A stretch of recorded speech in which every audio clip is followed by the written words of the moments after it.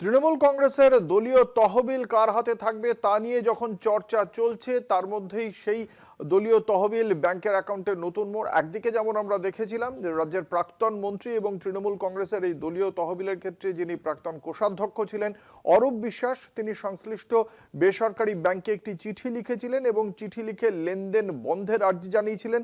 একই সঙ্গে এ বিষয়ে রাজ্য বিধানসভার বিরোধী দলনেতা ঋতব্রত বন্দ্যোপাধ্যায় তিনি আশঙ্কা প্রকাশ করেছিলেন যে দলীয় তহবিলে তোলাবাজির টাকা ঢুকতে পারে।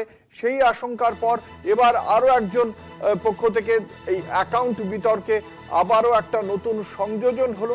আরো একটি দাবি সামনে এসেছে, টাকার উৎস এবং লেনদেন তা খতিয়ে দেখার আবেদন করা হয়েছে এবং এই খতিয়ে দেখার আবেদন পাশাপাশি তৃণমূল কংগ্রেসের অ্যাকাউন্টে লেনদেন বন্ধেরও আর্জি জানানো হয়েছে।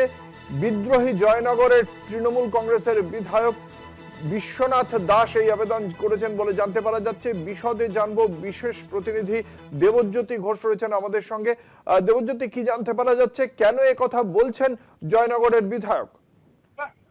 দেখো, তৃণমূল কংগ্রেসের যে ফান্ড রয়েছে সেখানে 1018 কোটি টাকা রয়েছে বলে সূত্র মারফত জানা যাচ্ছে এবং তা নিয়েই কিন্তু একটা দাবিদার উঠছে বিভিন্ন মাধ্যম থেকে।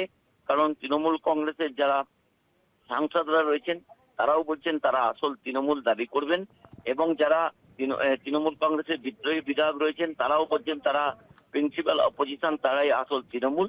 সেই জায়গাতে গত কয়েকদিন ধরে একটা জটিলতা চলছিল। তাহলে কি মমতা বন্দ্যোপাধ্যায় যে মধুভাণ্ডার অর্থাৎ যে অর্থ ভাণ্ডার রয়েছে সেখানেই কি এই যে তৃণমূল কংগ্রেসের বিক্ষুব্ধ গোষ্ঠী তাদের লক্ষ্য পড়েছে?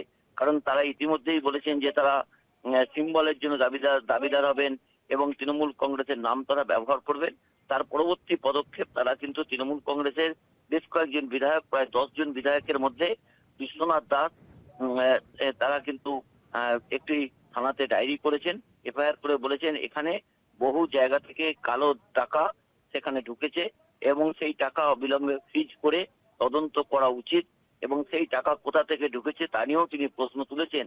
তা নিয়েই কিন্তু সকাল থেকে আজকে জল্পনা চলছিল। সেই জায়গাতে তৃণমূল কংগ্রেসের পক্ষ থেকে কুণাল ঘোষ এটি নিয়ে কোনো মন্তব্য করেননি, বলেছেন বিষয়টি তৃণমূল নেত্রী মমতা বন্দ্যোপাধ্যায়, অভিষেক বন্দ্যোপাধ্যায় দেখেন এবং তারা বলেছেন যে অরূপ বিশ্বাসকে বহুদিন আগে তারা সরিয়ে দিয়েছেন, যে তিনি যেহেতু ফান্ডের দায়িত্বে ছিলেন সেই জায়গাতে সুভাষিস চক্রবর্তীকে দায়িত্ব দেওয়া হয়েছে। সেই জায়গাতে তৃণমূল কংগ্রেসের একজন বিধায়ক, তিনি জয়নগরের বিধায়ক এবং অভিষেক বন্দ্যোপাধ্যায়ের অত্যন্ত ঘনিষ্ঠ ছিলেন, তিনি থানায় অভিযোগ করেছেন এবং তার সঙ্গে 10 জন বিধায়ক উপস্থিত ছিলেন এবং তারা বলেছেন যে এই টাকা নয়ছয় করার জন্য এবং টাকা বিভিন্ন কালো মাধ্যম থেকে সেই টাকা এসেছে, অবিলম্বে পুলিশের তদন্ত করে ব্যবস্থা নেওয়া উচিত। ধন্যবাদ। আমাদের সঙ্গে ছিলেন বিশেষ প্রতিনিধি দেবজ্যোতি ঘোষ।